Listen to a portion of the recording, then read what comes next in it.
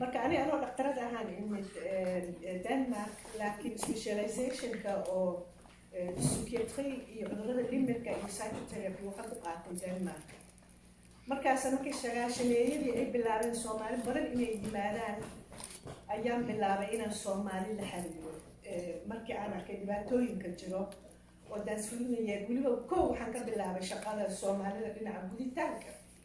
maxaa yeelay gabdho badan oo gudanaya yimid oo uur leh oo dhalaa oo maaragtay la fahmaynin maxay yihiin dadka intay ka yimideen saa u eg ya markaasaan bilaabay inaan lecture siiyo isbitaalada Denmark oo dhan isbitaal aan tagin ma jirin aan umulisayaasha iyo dhaqaatiirta iyo laga sheekeeyo waxay tahay guditaanka si gabdhaha Soomaalida markay dhalayaan si fiican loo soo dhaweeyo taa waxaa ku xigtay dadkii badan oo taraawada la yimid waan cilmiga aniga aan bartay psychotherapy iyo psychiatry markaasaan bilaabay inaan xataa aan la shaqeeyo dadka dhimirka ka xanuunsana oo maaragtay rag iyo dumarba ah 95 meelaha Denmark waxaa bilowday xisbigan la dhaho Dansk Folkeparti PSK's-laanta la dhaho waa taqaaniin soo gashay siyaasadda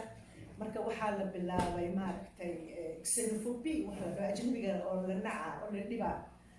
weliba Soomaalida waxay bilaabeen inay Soomaalida focus ka saaraan oo negative xumaan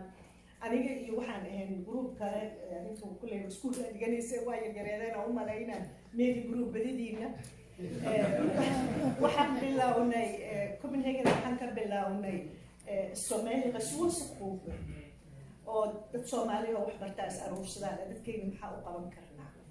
marka aniga waxaan u noqday fun figure qoftu maaragtay la yaqaano oo mar walba televisionka iyo raadiyaha iyo jaraa'idka iyo wax badan waa qoraya aniga xataa marka waxaan gaaray heer oo Denmark bay iga hortimid biyo keesko magaceeda markaan maqlo waxay ugu dhacay kaamba markaas waxaan leeyahay taayga inaan pause ka qaato Denmark marka 97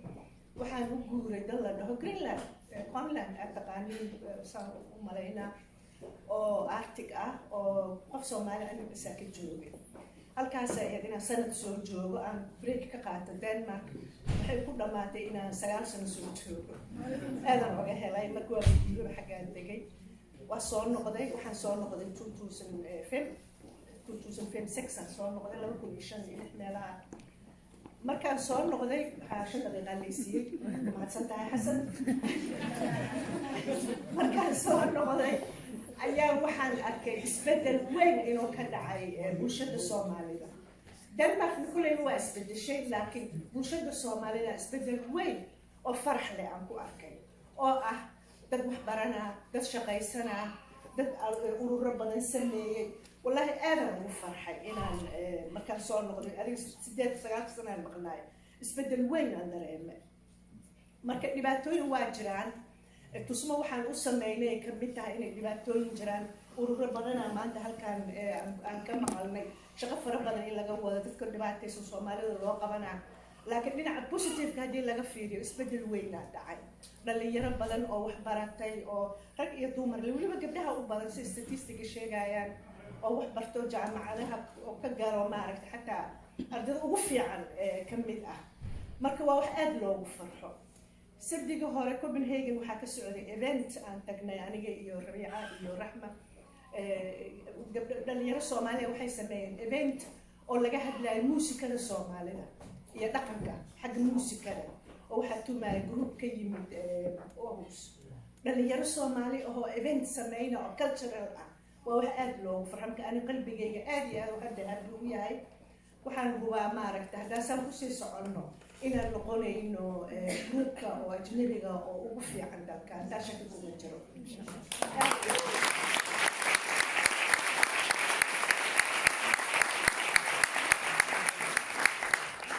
كلها رأينا بس حسن أنا وحال نقول تلين هاي اللي يريدنا وحبرتي يعني كو كان Denmark dalkii hal xasuusto aniga Burco iyo waa ka soo shaqeeyay 5 sano ka shaqeynaa adana Beledweyne shaqo ka bilaabay xamarda wasi maraa mar walba marka baahi badan meel walba dad Soomaali joogaan baahiyaa taalo marka wax kastoo barateen dalkii waa u baahan yahay xataa hal bil sanadkii haddaad tagtiin fasaxiina hal bil taga 2 week taga